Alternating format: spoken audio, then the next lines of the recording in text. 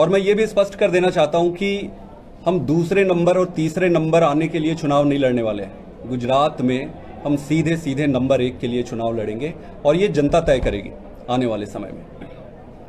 अभी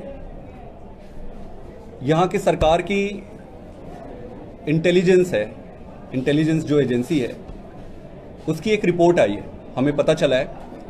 तो इनके इंटरनल इंटेलिजेंस के हिसाब से ये हमें लगभग 55 सीटें दे रहे हैं। आम आदमी पार्टी को 55 सीटें, भारतीय जनता पार्टी की खुद की इंटरनल रिपोर्ट्स हैं, इंटेलिजेंस रिपोर्ट है यहाँ की सरकार की, वो 55 सीटें दे रही है। हमारी खुद की सर्वे की एजेंसी है, हम खुद सर्वे कराते हैं, हम बड़े साइंटिफिक तरीके से चुनाव लड़ते हैं। जैसे हमने बाकी के स्टेट्स में भी साइंटिफिक तरीके से लड़ा, यहाँ भी साइंटिफिकली हमने असेसमेंट किया है।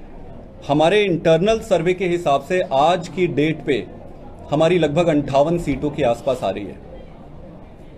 ये तो रही सीटों की बात, लेकिन मैं आपको ये भी बताता हूं कि वोट कहां से आ रही है। एक तो गांव में जो कांग्रेस की डोमिनेंस वाले एरिया थे, वहां पे सारी जनता कह रही है कि कांग्रेस तो बीजेपी को हरा नहीं सकती, इस बार आम आदमी पार्टी हरा सकती है, इसलिए आम आदमी पार्टी को वोट देंगे।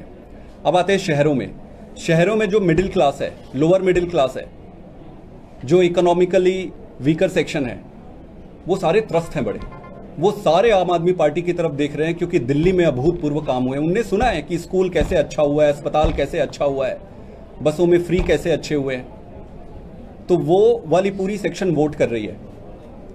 और शहर के वो सेक्शन भी जो मजबूरन भारतीय जनता पार्टी को वोट दे रही थी इतने समय तक, वो भी अब आम आदमी पार्टी को वोट देगी।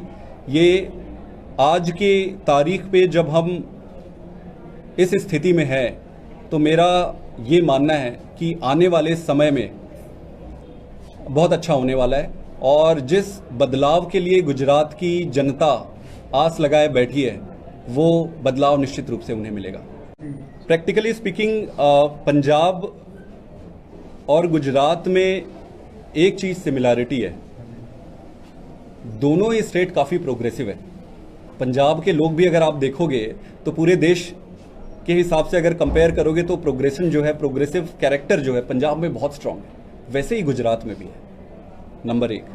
नंबर 2, दोनों ही स्टेट्स में जनता पुरानी सरकारों से बुरी तरह दुखी थी, चूस लिया था जनता को दोनों ही स्टेट्स में।